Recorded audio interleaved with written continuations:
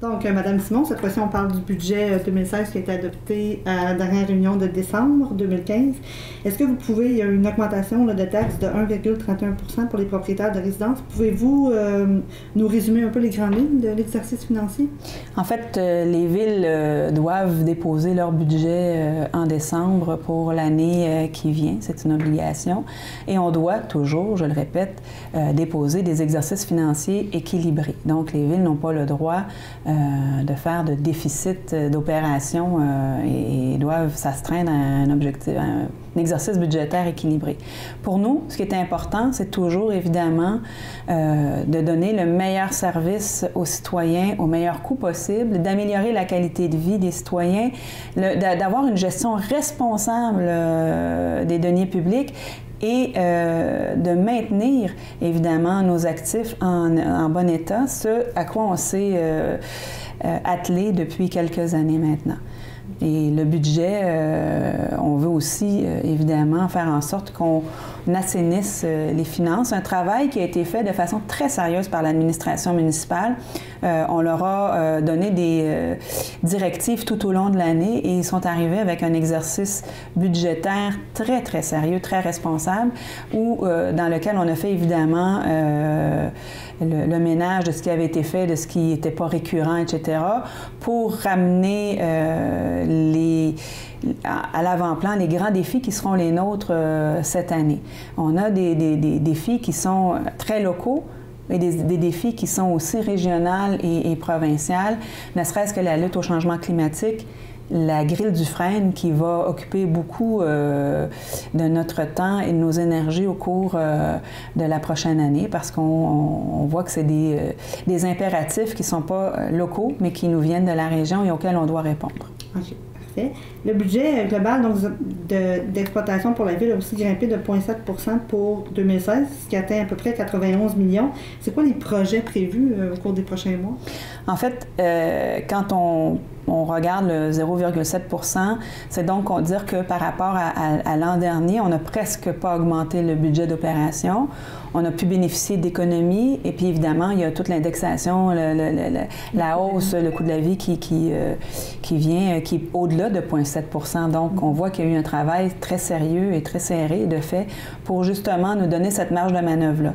Dans les grands projets, on les traduit plus dans le plan triennal d'immobilisation, où là, on voit les travaux d'infrastructure, donc la poursuite de la mise à niveau au niveau de tout ce qui s'appelle l'eau, autant le traitement des eaux usées que la production d'eau potable et l'acheminement de cette eau potable-là dans nos résidences. Tout ce réseau-là, on travaille depuis plusieurs années à le mettre à niveau pour qu'il puisse répondre à l'accroissement aussi de la population de Châteauguay parce qu'on avait atteint le seuil limite. Ça, c'est un travail qui a été amorcé il y a quelques années et qui se poursuit. Les infrastructures routières, donc c'est aussi un mandat qui est le nôtre et auquel on s'est attelé depuis quelques années et pour lequel on investit beaucoup d'argent et où on va continuer à le faire au cours de 2016.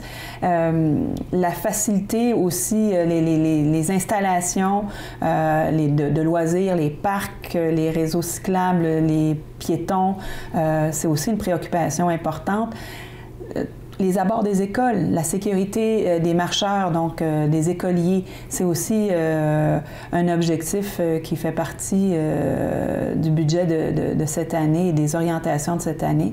Mais comme je le disais aussi, tout ce qui est lutte à la grille du Frêne et ce qui est aussi la lutte au changement climatique pour répondre justement aux aléas de la nature parce que les infrastructures n'ont pas été conçues il y a 40-50 ans pour répondre à la météo d'aujourd'hui. Donc, c'est fait partie des préoccupations qui sont les nôtres. Parfait, on va suivre ça. Et il y a une alternative qui s'offre aux personnes de 65 ans et plus à faible revenu pour les aider à assumer la hausse de leur compte de taxes. C'est une initiative gouvernementale. Pouvez-vous nous en parler un peu et nous dire c'est quoi la marche à suivre pour les gens qui nous regardent? En fait, c'est les gens de 65 ans et plus qui sont propriétaires de leur résidence depuis plus de 15 ans ont accès donc à ce programme-là. C'est un un programme qui se fait à travers leur déclaration d'impôt. Okay. Donc, lorsque viendra le temps de faire leur déclaration d'impôt, ils auront un formulaire à remplir, j'imagine.